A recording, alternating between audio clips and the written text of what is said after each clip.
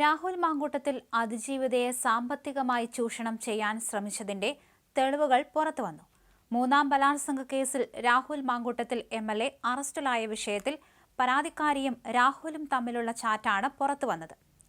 Palakkad flat വാങ്ങുന്നതിനായി ബന്ധപ്പെട്ട ചാറ്റാണ് പുറത്തുവന്നിട്ടുള്ളത്. 3 BHK flat വാങ്ങണമെന്ന് രാഹുൽ പറയുമ്പോൾ 2 BHK പോരെ എന്ന് യുവതി ചോദിക്കുന്നത് ചാറ്റിൽ കാണാം. 12ാം നിലയിലെ ഫ്ളാറ്റ് വാങ്ങാനുള്ള പ്രപ്പോസൽ പങ്കുവച്ചാണ് സംസാരം. ഫ്ളാറ്റ് വാങ്ങാൻ 1.14 കോടി ചെലവഴിക്കണം എന്ന് രാഹുൽ പറഞ്ഞു എന്നാണ് പരാതിക്കാരി നൽകിയ മൊഴി.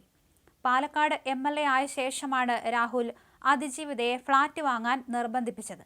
3 BHK ഫ്ളാറ്റ് വേണമെന്നും അതിൽ ഒരുമിച്ച് താമസിക്കാമെന്നാണ് രാഹുൽ ചാറ്റിൽ പറയുന്നത്. ഒരു ജനപ്രതിനിധി എന്ന നിലയിൽ രാഹുൽ നടത്തിയ ഇടപെടൽ വിഷയത്തിന്റെ ഗൗരവം വർദ്ധിപ്പിക്കുന്നു. അതേസമയം രാഹുൽ കേസിൽ പരാമർശിക്കുന്ന തിരുവല്ലയിലെ ഹോട്ടലിലെത്തി തിരുവനന്തപുരത്ത് നിന്നുള്ള പ്രത്യേക അന്വേഷണ സംഘം വിവരങ്ങൾ ശേഖരിച്ചു. ഹോട്ടൽ റിസപ്ഷനിൽ ജീവനക്കാരടക്കമുള്ളവരുടെ മൊഴിയെടുത്തു. രജിസ്റ്ററുകളും പോലീസ് പരിശോധിച്ചു. ഇന്ന് വൈകിട്ടോടെ ബലാത്സംഗ കേസിൽ അറസ്റ്റിലായ രാഹുൽ മാങ്കൂട്ടത്തിൽ MLA ജയിലിൽ അടച്ചിരുന്നു. മാവേലിക്കര സബ് ജയിലിൽ 26/2026 നമ്പർ തടവ് പുള്ളിയായാണ് രാഹുലിനെ ജയിലിൽ അടച്ചത്. അതീവ ഗുരുതര സ്വഭാവത്തിലുള്ള മൂന്നാം ബലാത്സംഗ കേസിലാണ് അറസ്റ്റ് ചെയ്ത് റിമാൻഡിലായതെങ്കിലും രാഹുലിന് കുലുക്കമില്ല. ജയിലിലേക്ക് കൊണ്ടുപോകുന്നതിന് മുന്നേ രാഹുൽ അന്വേഷണ ഉദ്യോഗസ്ഥരോട് വെല്ലുവിളി പോലും നടത്തി.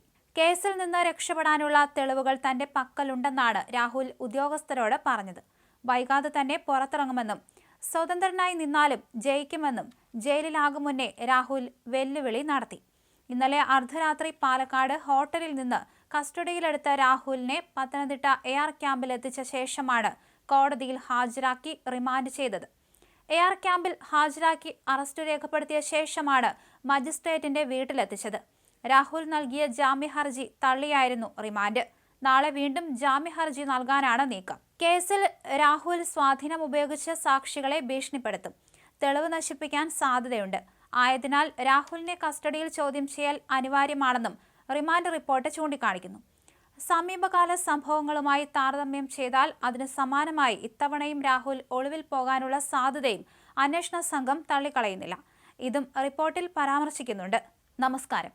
മൂന്നാം ബലാത്സംഗ കേസിൽ തനിക്കെതിരെയുള്ള ആരോപണങ്ങളെല്ലാം നിഷേധിച്ച് പാലക്കാട് MLA രാഹുൽ മാങ്കൂട്ടത്തിൽ തന്നെ അപകീർത്തിപ്പെടുത്താനും ജയിലിൽ അടയ്ക്കാനുമുള്ള നീക്കത്തിന്റെ ഭാഗമാണ് ഈ കേസ് എന്നും നടന്നത് ഉഭയസമ്മതപ്രകാരമുള്ള ബന്ധമാണ് എന്നാണ് രാഹുൽ മാങ്കൂട്ടത്തിൽ വാദിക്കുന്നത്.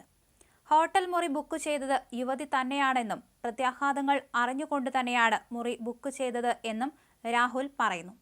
തനിക്കെതിരെ പരാതി നൽകാൻ അകാരണമായ കാലതാമസം വന്നുവെന്നും രാഹുൽ ജാമ്യാപേക്ഷയിൽ പറയുന്നു.